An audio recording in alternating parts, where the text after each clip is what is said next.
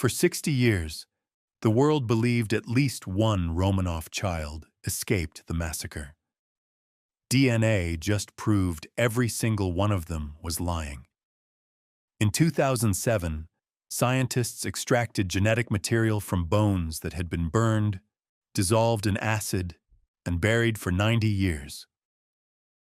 What they found ended the greatest royal mystery of the 20th century and exposed one of history's longest-running frauds. But here is the catch.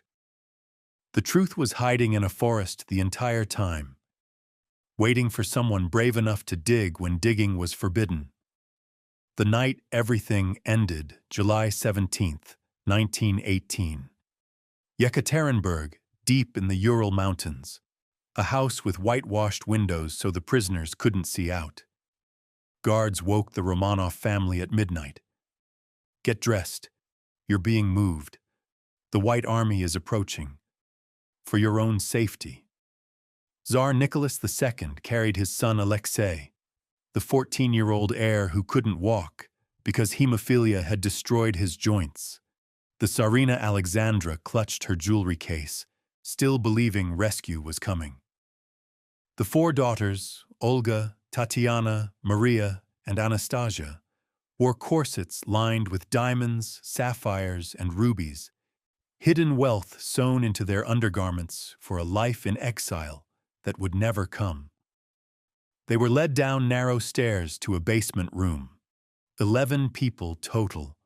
The family, their doctor, 3 loyal servants who had refused to abandon them, and a small dog named Jimmy. The room was small. No furniture, no windows, just bare walls and a single door. Yakov Yurovsky, commander of the Bolshevik Guards, entered with 11 armed men. He read a brief statement. The Ural Soviet had ordered their execution. Nicholas barely had time to say, "What?" before the firing began. 12 armed men opened fire in a space the size of a bedroom. The room filled with smoke and screaming. Bullets ricocheted off the stone walls. Some family members died instantly. Others survived the initial volley, protected by the pounds of jewels sewn into their clothing. The diamonds deflected bullets meant for their hearts. The guards panicked. They hadn't expected survivors. They turned to bayonets and rifle butts.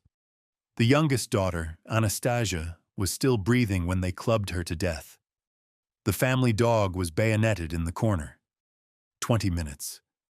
300 years of Romanov dynasty.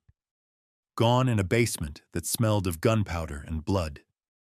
The bodies were loaded onto trucks, driven to a forest called Koptayaki, and dumped in a shallow pit. Sulfuric acid was poured on their faces to prevent identification. 2 bodies, Alexei and 1 daughter, were burned separately and buried elsewhere. The executioners wanted confusion. They wanted doubt. They wanted the world to wonder forever whether anyone had escaped. They got their wish. For 90 years. The ghost of Anastasia. Within months, rumors swept across Europe like wildfire. The children had escaped. Anastasia was alive in Berlin. Alexei had been smuggled to safety by loyal soldiers. Royal. Families from Britain to Spain received letters from people claiming to be the lost Romanovs. The most famous claimant surfaced in 1920. Police pulled a young woman from a Berlin canal after an apparent suicide attempt. She had no identification, no memory, she said. But gradually fragments returned. Nightmares about gunfire, flashes of a grand palace, a family she couldn't quite remember. Then the revelation. She was Grand Duchess Anastasia, the youngest daughter of the Tsar. A sympathetic Bolshevik soldier had smuggled her out of Russia, hidden beneath the bodies of her dead family. She had wandered for years, traumatized, before ending up in Berlin. She called herself Anna Anderson. Her story captivated the world. She knew intimate details about palace life that only an insider could know. She recognized people from the Russian court who came to test her. She bore scars on her body that might match injuries from the execution. She spoke with knowledge of private family moments that had never been published. Anastasia's own aunt, Princess Xenia, visited repeatedly and left convinced. Other relatives were divided. Some believed passionately. Others called her a fraud. The debate split families and sparked lawsuits across multiple continents. For 60 years, the mystery consumed public imagination. Handwriting experts testified. Childhood friends were summoned. Psychiatrists examined her. Hollywood made movies. Ingrid Bergman played her story on screen. The case became one of the longest-running identity disputes in legal history. Anderson maintained her claim until her death in 1984. She married an American professor. She lived quietly in Virginia. She gave interviews. She never wavered. She never confessed. She also refused, every single time, to take a DNA test. But here is the catch. In a forest near Yekaterinburg, the evidence that would destroy her was waiting in the cold earth, preserved in fragments of bone, ready to speak the moment someone finally listened. The secret dig. In the summer of 1979, a Soviet geologist named Alexander Avdonin stood at the edge of a forest clearing near Yekaterinburg. His official permit said geological research. His real mission was treason. He was looking for bodies the government had spent 60 years denying existed. Avdonin had spent years gathering clues, old documents, whispered rumors, accounts from guards who had talked before they died. He believed the Romanovs were buried somewhere in this forest, in unmarked graves the Bolsheviks had tried to erase from history. His shovel hit bone within minutes, human bone. Then another fragment, and another. Remains tangled together, thrown into a pit like garbage, hidden beneath 60 years of forest growth and Soviet silence. Avdonin's hands were shaking, not from the cold, from the weight of what he had just found, the most sought-after grave in Russian history, the proof that would rewrite everything the government had claimed. But here is the catch. He couldn't tell anyone what he found for 12 years. Reporting the discovery meant watching the Soviet government bury the truth again, perhaps permanently. It meant KGB interrogations, prison, maybe worse. The Soviets had killed millions to protect their revolution. They would not hesitate to silence a geologist who had found evidence of their founding crime. So Avdonin made the hardest decision of his life. He photographed everything. He collected small bone samples. He marked the location with precision only he understood. Then he reburied the remains, covered his tracks, and walked away. He would wait. He would wait for the empire itself to fall. In 1991, it did. The Soviet Union collapsed. The grave was officially reopened with international forensic teams present. Scientists recovered 9 skeletons, badly decomposed after 70 years in harsh Siberian soil. The bones were broken, crushed, tangled. Acid had eaten away at tissue and features. Traditional identification methods were impossible. No fingerprints survived, no dental records matched, no faces remained to recognize. But deep inside the bone fragments, hidden in microscopic pockets that the acid hadn't reached, the DNA was still there, waiting. 70 years of silence were about to end. If this forensic detective story is keeping you on the edge of your seat, smash that subscribe button so you don't miss what the DNA revealed next, because the truth about who was really in that grave is about to change everything. Royal blood. In a British laboratory, geneticist Dr. Peter Gill hunched over his computer screen. The data was coming through. Genetic patterns from bones that had been dead for 70 years, extracted using techniques that hadn't existed when the bodies were buried. The patterns were unmistakable. 5 of the 9 skeletons belonged to a single family. 2 parents, 3 daughters. The DNA proved it beyond any statistical doubt. These people had lived together, died together, and been thrown into a pit together. But proving they were a family wasn't enough. Gil needed to prove they were the Romanovs. For that, he needed living royalty willing to give their blood. Empress Alexandra had been Queen Victoria's granddaughter. Her mitochondrial DNA, the genetic code passed only from mother to daughter through generations, could be traced through living descendants of that royal line. Prince Philip, Duke of Edinburgh, husband of Queen Elizabeth II, shared that same maternal ancestry stretching back through European royalty. He agreed to provide a sample. Gil ran the comparison, then ran it again. The match was perfect. The mitochondrial DNA from the female remains aligned exactly with Prince Philip's genetic signature. The Empress and 3 of her daughters had been positively identified. Finding Nicholas was harder. Mitochondrial DNA traces maternal lines, not paternal. Scientists needed relatives who shared the Tsar's mother's ancestry, not his, father's. The most obvious candidate, Nicholas's nephew living in Toronto, refused to cooperate. He wanted nothing to do with Soviet-era investigations. So forensic genealogists traced the Romanov family tree back through generations of royal marriages, mapping connections across dozens of European houses.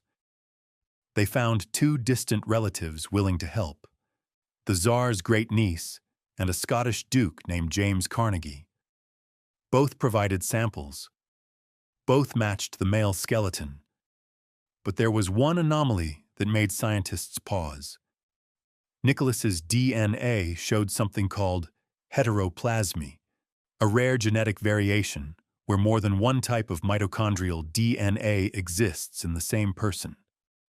Critics immediately seized on it. If the Tsar's DNA didn't perfectly match his relatives, how could anyone be certain? The answer came from an unexpected grave. Nicholas's brother, Grand Duke George, had died of tuberculosis in 1899. His remains still lay in St. Petersburg's imperial crypt. Scientists obtained permission to extract his DNA. George showed the exact same variation, the same rare anomaly, brothers sharing the same unusual genetic signature. The male skeleton in the mass grave was Tsar Nicholas II. The case was closed. But here is the catch. 2 children were still missing. The burned grave. The executioners had panicked on that night in 1918. 11 bodies. 1 truck that kept getting stuck in mud. Dawn approaching fast. Villagers who might wake and see. Their original plan was to dump everything down a mine shaft. It failed. The shaft was too shallow. Bodies were visible. They had to improvise under pressure. 9 bodies went into one pit, but 2 others, Alexei and one of his sisters, were dragged away separately. The executioners doused them with gasoline and sulfuric acid. They burned what they could. They buried the charred remains in a different location, 70 meters from the main grave. The logic was cruel but effective. If anyone ever found the main burial site, they would count the bodies, find only 9, and assume 2 children had escaped. The mystery would never be solved. The fairy tales would live forever. The deception worked for 90 years. Amateur historians and professional archaeologists searched the Koptayaki forest for decades. They found nothing. The trees had grown. The landscape had changed. The burned grave had vanished into the Russian earth, until the summer of 2007.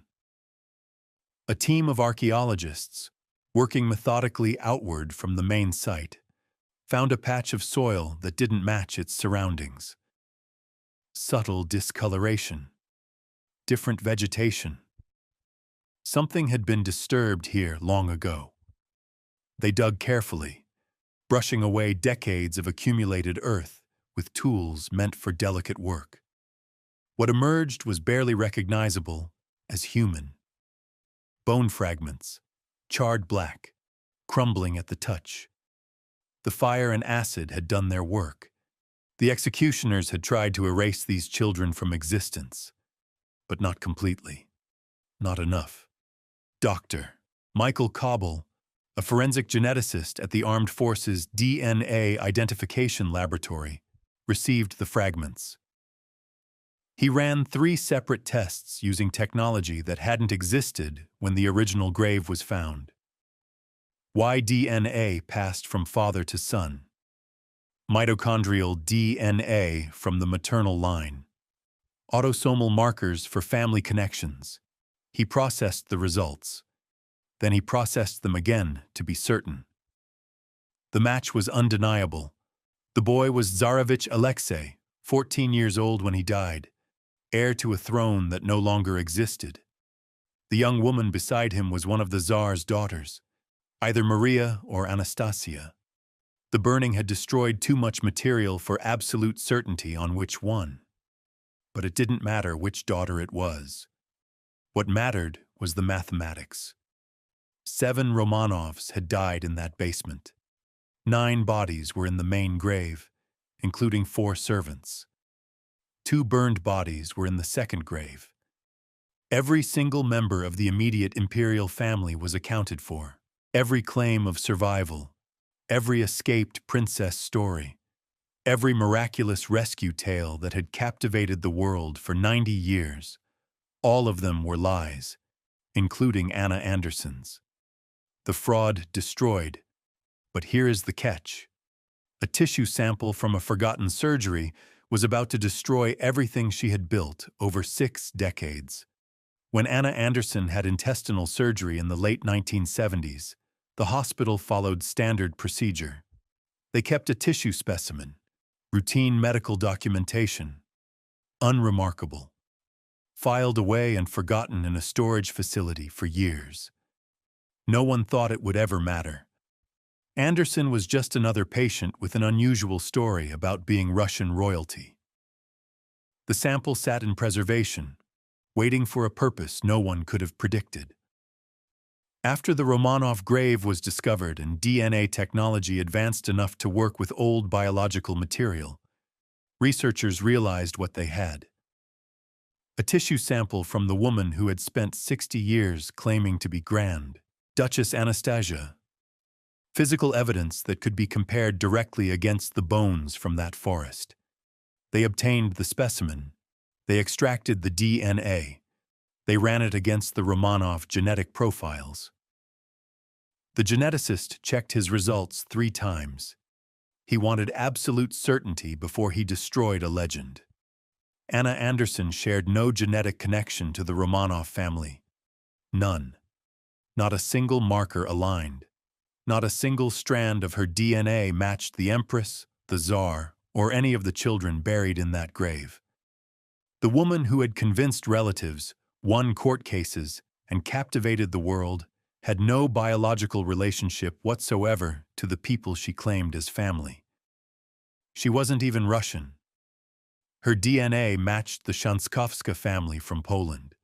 Historical records showed that Franciszka Shanskowska, a young factory worker with a history of mental illness, had vanished from a Berlin psychiatric institution around the same time Anna Anderson first appeared in that canal. Investigators had suspected this connection for decades, but without DNA evidence, they couldn't prove it. Now they could, beyond any doubt.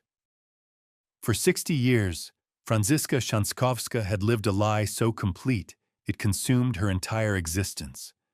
She had studied the Romanovs obsessively, memorizing palace details, learning Russian customs, absorbing every piece of published information about the family. She had fooled Princess Xenia. She had convinced journalists and historians. She had fought legal battles across continents. Science didn't care about her dedication. Science didn't care about the 60 years she had invested. Science only revealed truth. Every tear she had shed for her murdered family was performance. Every memory she shared was fabrication. The fairy tale that had captivated the 20th century was a con built on bones she had never seen, in a grave she had never visited, for a family she had never known. The truth comes home. In 1998, 80 years after the massacre, the Romanov remains were finally laid to rest. The ceremony took place at St. Petersburg's Peter and Paul Cathedral, the sacred burial ground of Russian emperors stretching back to Peter the Great. The same cathedral where Nicholas's father lay. The same cathedral where his grandfather rested. The dynasty that had ruled for 3 centuries would finally sleep together. Tens of thousands of Russians lined the streets in silence. World leaders attended. Romanov descendants flew in from Britain, Spain, Denmark, Germany, and across the globe to witness the burial of relatives they had never met, but had mourned their entire lives. President Boris Yeltsin stood before the coffins and called it a moment of national reconciliation, an acknowledgement of crimes committed in the name of revolution, a closure that had taken most of a century to achieve. The coffins were lowered into the imperial crypt. The family was together again. Not everyone accepted the conclusion. The Russian Orthodox Church wanted additional verification before recognizing the remains as relics of saints. Distant relatives questioned whether political motivations had influenced the investigation. Conspiracy theorists seized on every technical detail they didn't understand, spinning alternative explanations from their confusion. But the controversy didn't change what the DNA proved. Multiple independent laboratories confirmed the results. British scientists working separately from Russian scientists working separately from American scientists. Different methodologies, different equipment. Same conclusion. The evidence was, in one geneticist's careful words, nearly irrefutable. The Romanovs were found. The Romanovs were identified. The mystery was solved. The final revelation. The Romanov mystery haunted the 20th century because the Soviet government wanted it to. They hid the bodies in that forest. They sealed the records in classified archives. They threatened anyone who asked questions. They created the deliberate silence that allowed Anna Anderson to flourish, that let fairy tales take root in the absence of facts, that gave hope to people who couldn't accept that a family had been butchered in a basement and thrown away like trash. For 90 years, people could believe whatever they wanted because no one could prove otherwise. No one could examine the evidence. No one could test the claims. The truth was buried, literally and figuratively, and the lies grew in the space where truth should have been. The bones in that forest held the answer the entire time. They waited through decades of Soviet rule, through Stalin's purges, through the Cold War, through the collapse of an empire that had tried to erase them from history. They waited for someone brave enough to dig when digging meant prison or worse. They waited for science advanced enough to read what they had preserved in their molecular structure for 70 years. Alexander Avdonin found them. Peter Gill decoded them.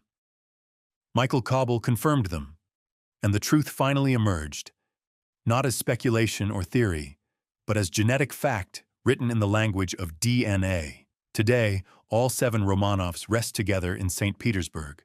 The Tsar, the Tsarina, Olga, Tatiana, Maria, Anastasia, and Alexei. The dynasty that ruled Russia for 300 years has found its final peace. No survivors, no escaped princesses, no fairy tale endings. Just the truth, written in fragments of burned bone and strands of ancient DNA, proving that science always catches up to lies, even lies that lasted 60 years, even lies that fooled the world. So do you think the world was better off believing the fairy tale? Or was the truth worth the 90-year wait? Drop your answer in the comments. If this story blew your mind, smash that like button and subscribe for more mysteries, finally solved by science. Click the video on your screen now to see what else history has been hiding.